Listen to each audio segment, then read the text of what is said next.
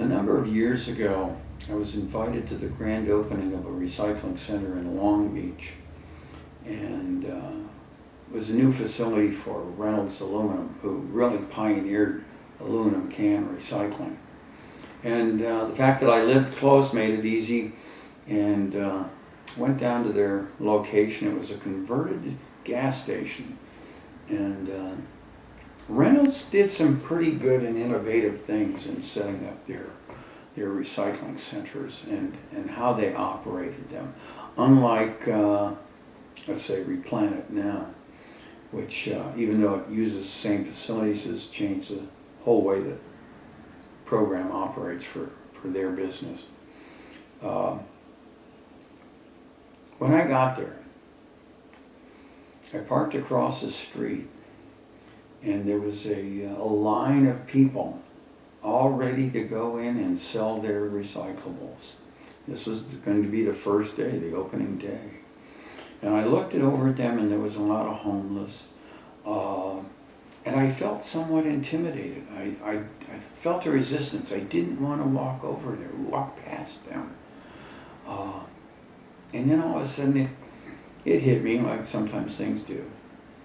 I know these people. I've been dealing with these people for years. I have nothing to be afraid of them. So I started across the street, and as I got close, I said, how you doing today?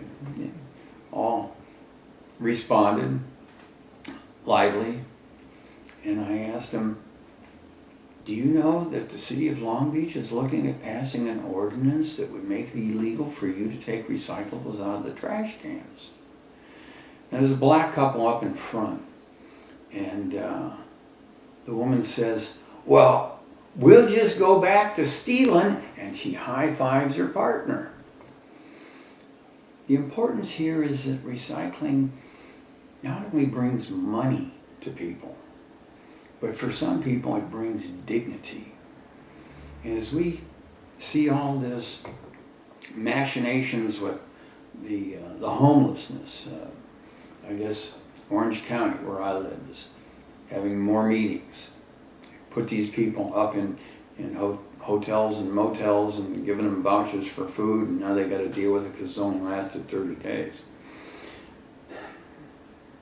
I've seen for a long time that people get value and feel like they're doing good work, honest work in collecting recyclables. There's articles that have been in the paper. A family put their kids through college. The boy through MIT by collecting containers that were covered by this program. We can do a lot of good, or we can ignore what needs to be done. As far as the homeless is concerned, this state needs to learn how to create opportunity. We have the highest number of people in poverty. We have the highest homelessness. We are the biggest state.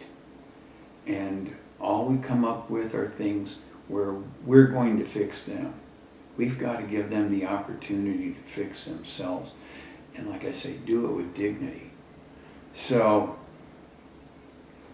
as we see cities and towns pressuring landlords all up and down this state, throw out the recycler. We don't want them there. And they've responded. A lot of them have closed down because the landlords felt the pressure and wanted to maintain maybe a good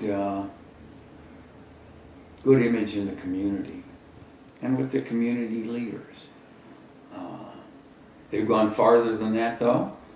There's a lot of cities have put the recycling centers out of business. One of the worst is the city of Artesia. Put the only recycling center in the town out of business, and did it questionably, and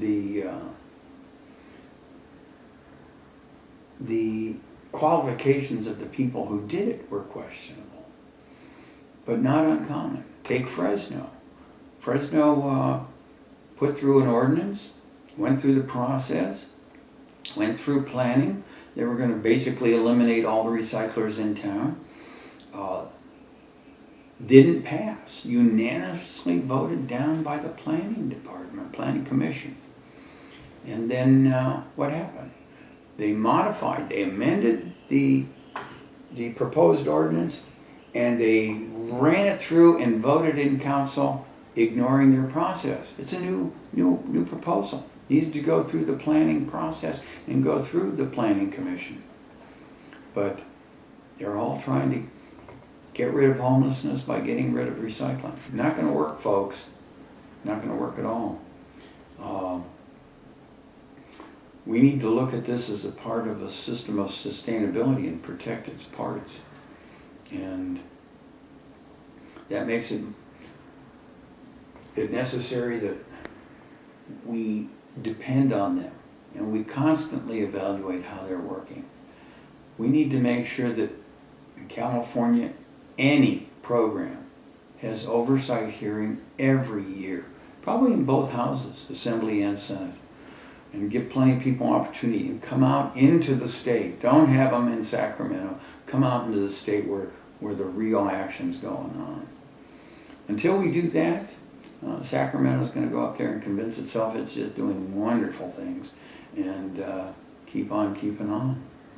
And we will be ignored, and our needs will be ignored, and we are the public for which they serve.